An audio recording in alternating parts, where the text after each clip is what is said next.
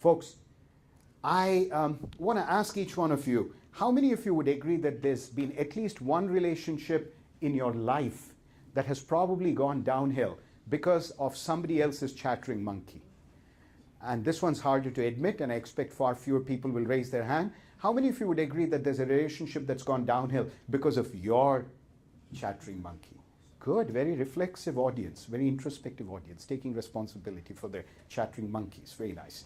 Okay, so this is a pervasive propensity, and all of us have experienced it. Folks, you take up a job. If you've ever switched a job, you will notice that for the first week you go home and you tell everybody at home, these people in this new job are so terrific. They are not like the people in my old office. And then within 6 weeks, these new people who were terrific become the most humongous assholes in town. How did they transform themselves from being the nicest people to the most humongous assholes, right? This happens in romantic relationships too. Folks, how many of you dated somebody who seemed to you like they were the march of God on earth? And within a few months, they became the devil themselves? And then, all of a sudden, it goes downhill. Now, this is a process that you call simultaneous construction of reality. What is that? If I decide that you are a mean, unfair jerk, I'm going to constitute myself in such a way that I'll be relating to you as if you are a mean, unfair jerk. Who I'm being is you're a mean, unfair jerk. When you keep receiving that, you start reacting to it. And you will get mad at me at some point and say something to me, which is the moment I was waiting for, of confirmatory evidence. Look at what he just said to me. I told you he's a mean, unfair jerk. So the processes of selective perception and confirmation of evidence take over, and all of a sudden, I'm now satisfied that I have been vindicated in my suspicion, in my hypothesis that my boss is a mean, unfair jerk, right? Now, it goes downhill. Folks, given that this happens and it has an inexorable pattern, the way out of this comes from the teachings of the Eastern mystics, people like Osho. How many of you heard the term mindfulness, right? Mindfulness is a very popular term, and it's one that I could invoke right here. What mindfulness tells you is, instead of being your chattering monkey, start seeing your chattering monkey. You make the subtle shift from being your chattering monkey, like saying you're a mean, unfair jerk, to saying, oh, my chattering monkey is saying he's a mean, unfair jerk. How many of you can feel the difference between the two? And that is a very subtle difference, but it creates an entirely different reality. The mystics will ask you to take on the place that reality is not just unknown, it is essentially unknowable. What we think is reality is just the interpretations and stories of our chattering monkey.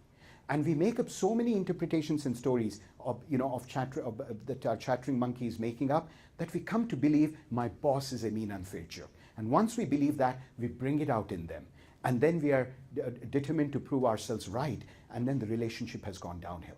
Folks, human beings have a tremendous capacity to connect, to enjoy each other, to love each other. How many of you have experienced that in this lifetime? But why is it that we destroy our relationships? Because the automaticity of the chattering monkey starts creating interpretations and stories, and often enhances our levels of alienation from each other. And it goes on all the time. Mindfulness would say, step back.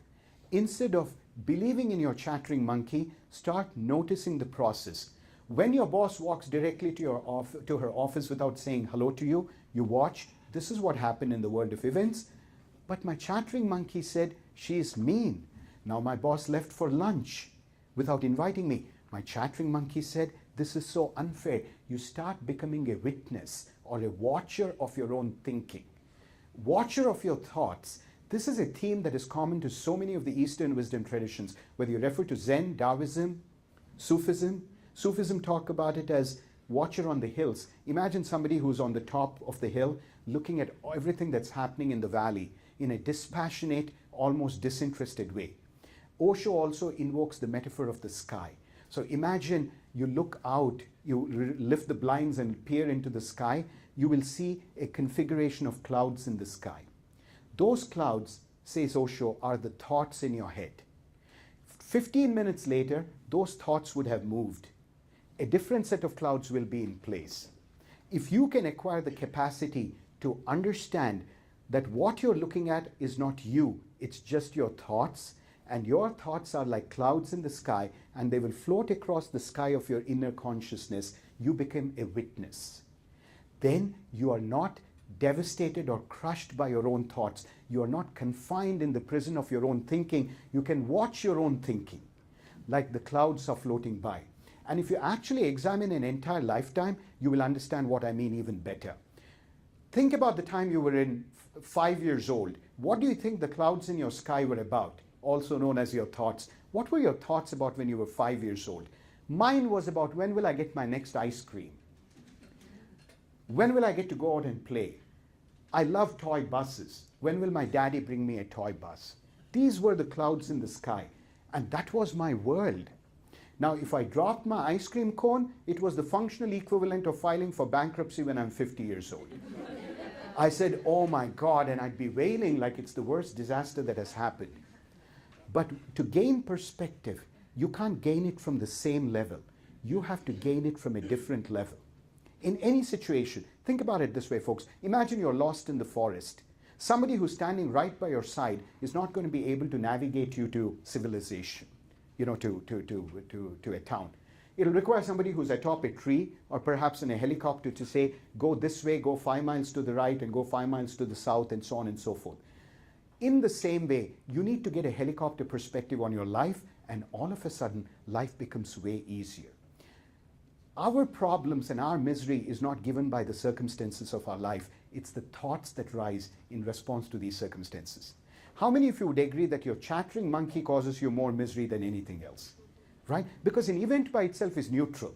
In fact, I've paid for the college staff to deflate all your tires by the time you go back, because we said we want to give you a real experiential sense of why life sucks. When you go and you see 4 flat tires, you'll say, shit, this should never have happened to me. When your chattering monkey screams, this should not have happened, you have entered hell right there. In fact, many of the wisdom traditions, Osho reminds us that hell is not a separate geographical place. It is when the voice in your head says, this shouldn't have happened to me. Right there is hell. On the other hand, your chattering monkey should say, so good. I don't have to mow the lawn. I don't have to do anything today. I can just take a nap for 2 hours while AAA arrives. You can be joyous in that instant. And that's why mindfulness says, create the separation between your thoughts and you. Watch your thoughts like they're clouds in the sky, because they will give you a tremendous level of freedom, right? So now I lost my trend of thought. My chattering monkey says, what the hell were you saying and where were you going with it? I don't know. What? Helicopter perspective. Thank you, helicopter perspective. So that was 5th grade, 5 years old. Now when you were in high school, what were your thoughts about? What would you wear for prom, right? Selecting the dress. Are you going to be asked out, or who you're going to ask out? Tremendous anxiety tied up with all these kinds of questions. You know, will my friends, do they think I'm cool enough? Where do I go shopping for my clothes, and so on and so forth? Right? Those things mattered. When will I get to smoke my first joint? Existential question, right? When you're in high school. When you're in college, it's about, when will I get my best internship? When will I get my resume done? And what kind of job will I get? And, so on and so forth. Will RBY find me a nice internship? And so on and so forth. The onus is on you to do everything in the college, RBY. You're the chosen one today. And so on and so forth. Now, when I'm 55, right? What are my thoughts about? My chattering monkey's going, don't eat that cookie. Your triglycerides are going to go through the roof. What's your LDL particle number and size? Notice that at any point in time, whatever your chattering monkey is saying becomes your universe. But if you look, those clouds keep changing. Clouds about toys gave way to clouds about prom, which gave way to clouds about internships, which given way to clouds about cholesterol. Give me another 35 years. You know what my thoughts in my head are going to be about? Will I be able to pee today? Did I just shit my pants? Right? I once had a very strange dream. And I tell you, I'm sharing this out of context because when I thought about, sometimes I ramble out of freedom of association, like free association. One day I had this dream, inexplicable dream. I saw a giant turd coming in through the window, through the bedroom window. And I'm shitting bricks thinking, giant turd through the bedroom window. Get the joke? Haha, no pun intended. And then all of a sudden, I don't know what had happened, and then I woke up and I noticed that I was rolling in my own excrement. Mysteriously, my subconscious mind had actually protected my ability to sleep by putting a certain externalizing the phenomenon instead of internalizing it, which enabled me to sleep through peacefully and woke up in what truly was a spectacular piece of modern art. Okay, so these thoughts will keep changing. Now, mindfulness would tell you, make a habit of this. Start watching your thoughts like they're clouds in the sky and let those clouds float by. It gives you a tremendous freedom. Now, Osho will remind us that it's not just in terms of your relationship with other people that the chattering monkey shapes. The chattering monkey has shaped one of the most really important relationships you'll ever have with anybody.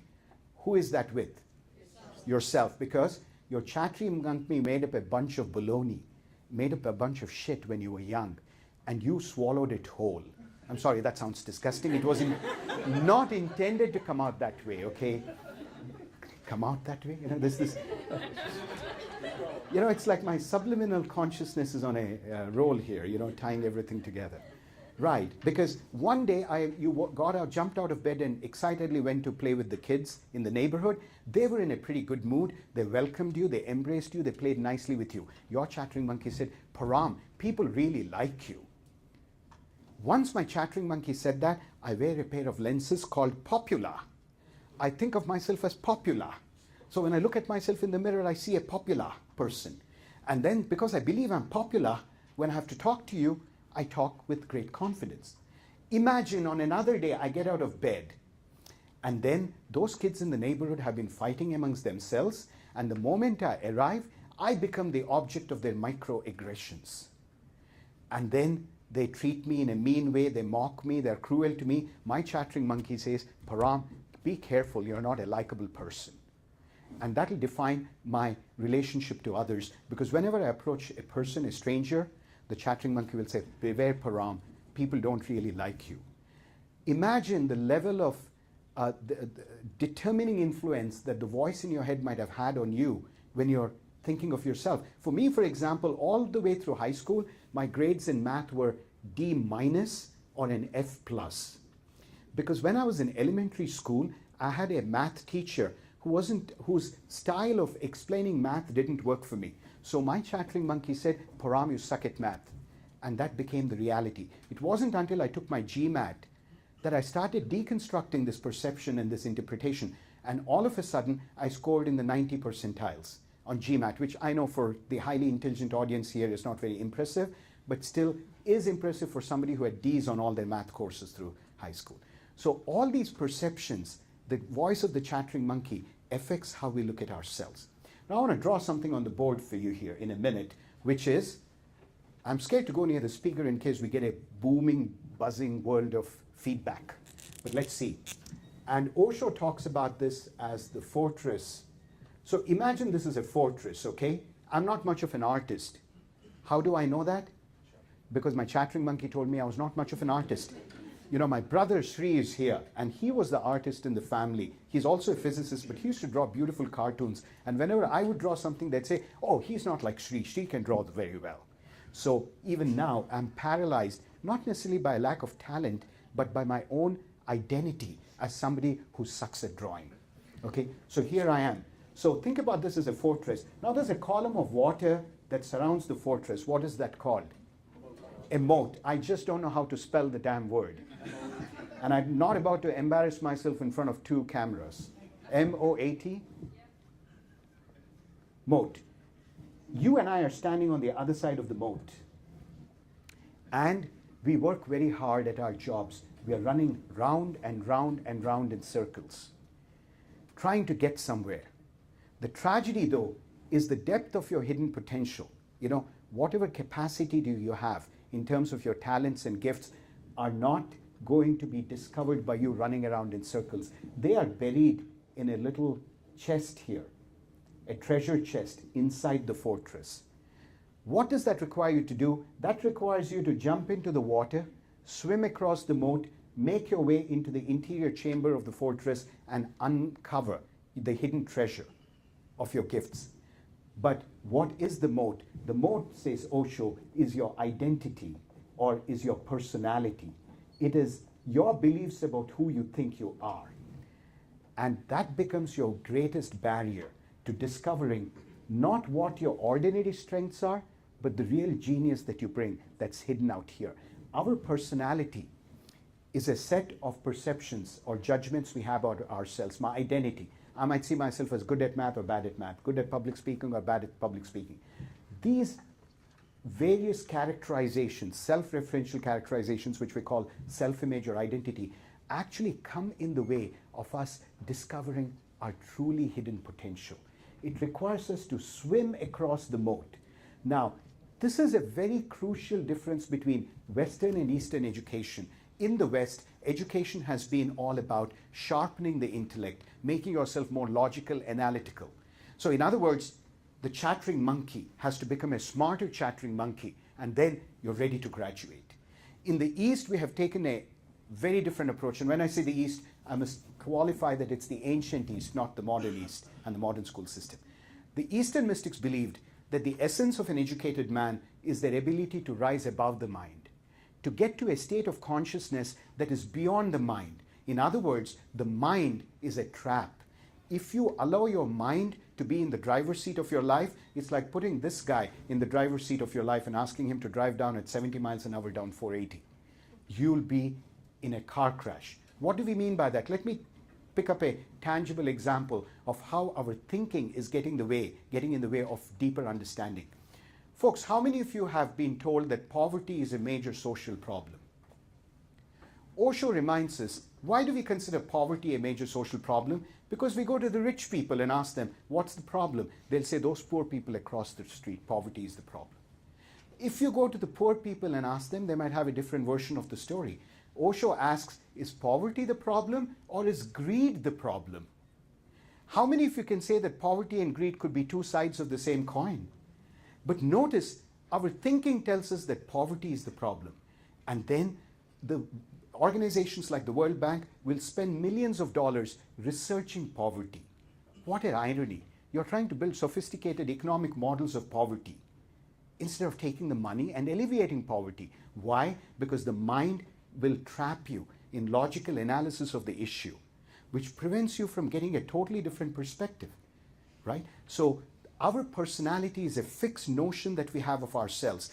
And Osho, in a book called Beyond Psychology, describes how in the West, we have invested in an industry around personality. We have personality tests. We have theories of personality, graduate courses on it. To the Eastern mystic, that's such a mistake, because what is your personality? It's not anything real. It's whatever your chattering monkey whispered to you based on some accidental events that happened to you has become your personality. Either I'm good at relating to people or bad at relating to people. My chattering monkey makes up some bullshit, and then that becomes my personality. And then the psychologist will measure my personality along those dimensions. So here's a very important distinction between Eastern and Western education. The whole challenge of Eastern education says, get beyond the chattering monkey, become an observer of your chattering monkey, become a witness of your chattering monkey. Otherwise, you will never unleash your potential. Another experiment, imagine this is, may I use this cup? Imagine this is a jar. Try this experiment on the weekend. Put a bunch of fleas in it.